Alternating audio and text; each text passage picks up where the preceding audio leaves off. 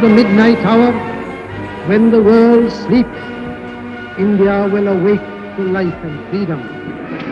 15 अगस्त भारत आज़ाद हुआ था अंग्रेजों की गुलामी से। गुलामी मतलब नो ऑटोनॉमी, मतलब अपनी जिंदगी अपने हिसाब से ना जी पाना। According to major psychological framework like self determination theory, autonomy को इंसानों की एक इनेट फंडामेंटल साइकोलॉजिकल नीड माना जाता है। It is the basic drive to feel ownership over one's life, जहां पर आप एक्ट कर सको अपने फ्री विल के साथ, आपके एक्शंस अलाइन करें आपके ऑथेंटिक सेल्फ के साथ। Although free will is a very debatable topic, but आप समझ गए मैं क्या कहना चाह रहा हूँ, मैं किस बारे में बात कर रहा हूँ। वेल, इंडिपेंडेंस का मतलब हर किसी के लिए अलग होता है। किसी के लिए घर से दूर living on your own is independence, किसी के लिए सारी रिस्पॉन्सिबिलिटी से दूर रहना इज इंडिपेंडेंस, किसी के लिए अपनी मन मर्जी से जी पाना इज इंडिपेंडेंस। एक बच्चे के लिए रात भर जाग पाना इज इंडिपेंडेंस, एक आदमी के लिए समय पे सो पाना is independence. But absolute independence जैसी कोई चीज नहीं होती। हमेशा कुछ रह जाता है जिंदगी में और कुछ चीजों की चिंता आपको हमेशा सताती रहेंगी। लाइफ में चैलेंजेस कभी खत्म नहीं होने वाले। सो इंपॉर्टेंट ये है कि आप अपने सेट ऑफ चैलेंजेस को चूज करो और उनके साथ फिर जियो। और ये भी एक तरीके की आजादी है कि आप अपने चैलेंजेस डिसाइड कर पा रहे हो। और इस कैपिटलिस्ट दुनिया में जो एक ट्रैप है जिसमें हम सब फंसे हैं वो है फाइनेंशियल स्ट्रेस। यही वो एक चीज है जिसके लिए आई गेस हम रोज अपनी रोजमर्रा की जिंदगी में रोजमर्रा आते हैं ताकि एट सर्टेन एज हम फाइनेंशियल फ्रीडम अचीव कर पाए। Personally I hate my job. I hate this fact कि कोई और डिसाइड कर रहा है मुझे कब कहाँ जाना है, क्या करना है। मेरे लिए मेरे टाइम का कंट्रोल ही इंडिपेंडेंस है। और आपके लिए जो है वो आप कमेंट करके बताओ मेरे को। पर broadly speaking we all hate our job. पर दिक्कत है कि हम उसे छोड़ भी नहीं सकते क्योंकि बाप दादा ने इतना कमा के रखा ही नहीं है कि पैशन पैसों की चिंता के बिना फॉलो कर सके। पहचान ज्यादा चाहिए थी कि पैसा? पहचान, मनी फॉलोज माय ब्रदर। ये बोलने के लिए भी प्रिविलेज और पैसा लगता है। वैसे I think we should hate the game not the player. ये सोसाइटी ही कुतिया है जिसने बोला कि 25 तक सेटल हो जाओ, 26-27 तक शादी, 28-29 तक बच्चे।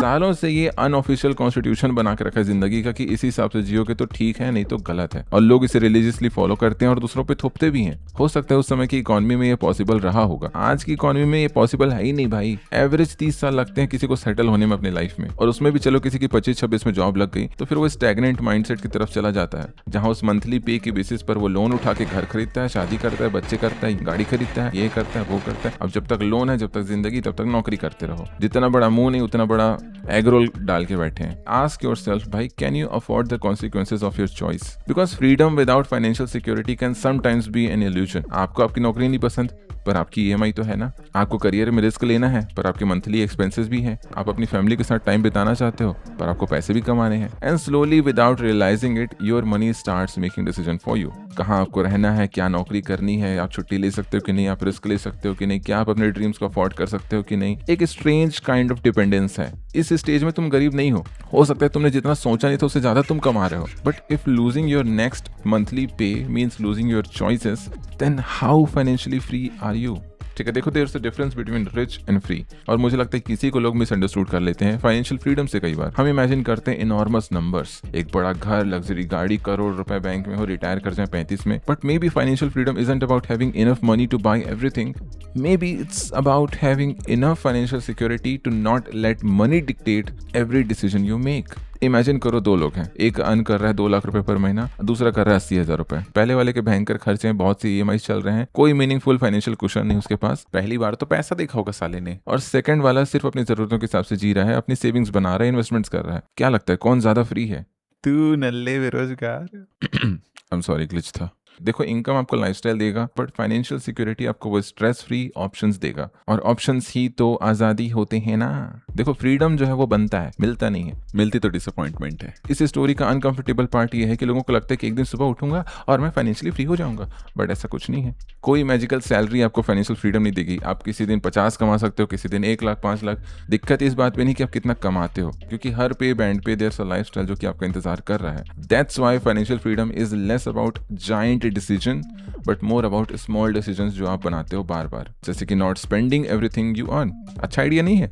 बिल्डिंग अ फाइनेंशियल कुशन, सोच के देखो।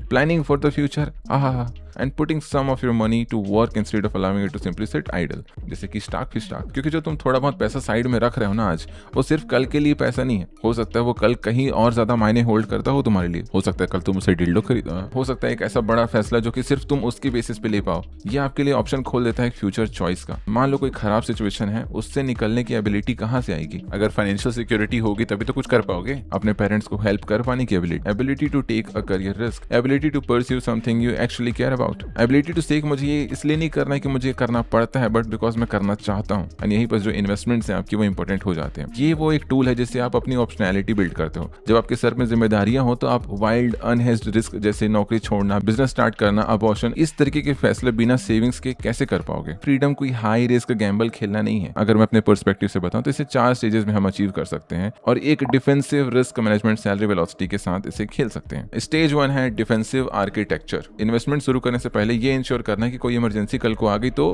कैसे करेंगे। तो जो बेसिक चीज है, health insurance, term life insurance और इमरजेंसी फंड। 6 महीना 7 महीना वाला जो इमरजेंसी फंड होता है वो। स्टेज 2 है इनकम बढ़ाओ लेकिन एक्सपेंसेस फ्लैट रखो। अगर आप टियर 2 टियर 3 सिटी में हो तो क्या ही बात है, तब आपके एक्सपेंसेस कंपैरेटिवली नाम मात्र के हैं। सो आपका सारा ध्यान यहाँ पर साइड इनकम, फ्रीलांसिंग, रिमोट या हाइब्रिड जॉब, कोई एक ऐसे अदर मीडियम्स जनरेट करना है जिससे आपके और पैसे आ सकें।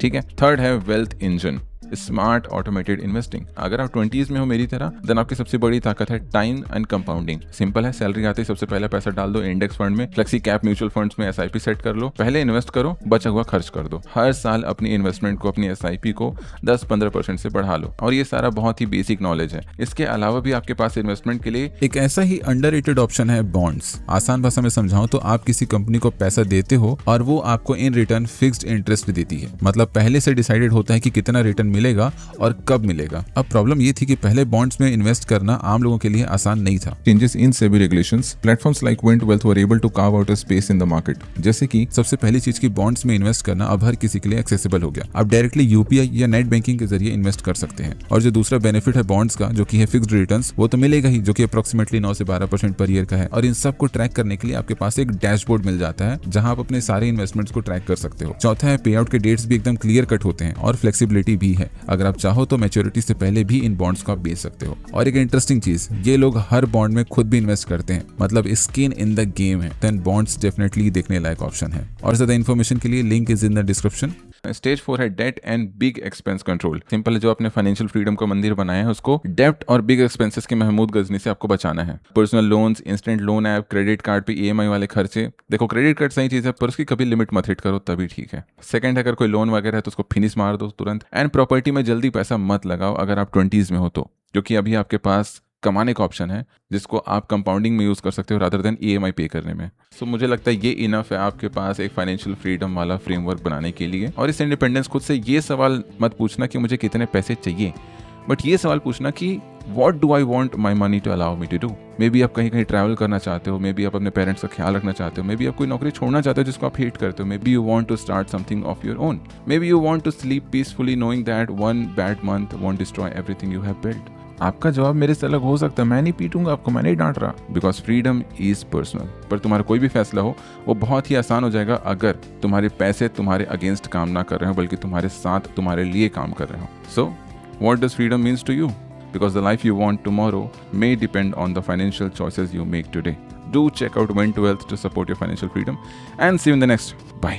Fixed returns do not constitute guaranteed or assured returns. Investments in corporate debt securities, municipal debt securities, and securitized debt instruments are subject to credit risks, market risks, and default risks, including delay and/or default in payment.